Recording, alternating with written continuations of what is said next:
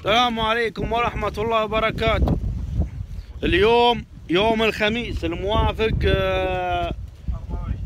24/6/1438 في روضة العيون مع الشباب الشقردية ابو عمار وابو حمد واني معهم بعد.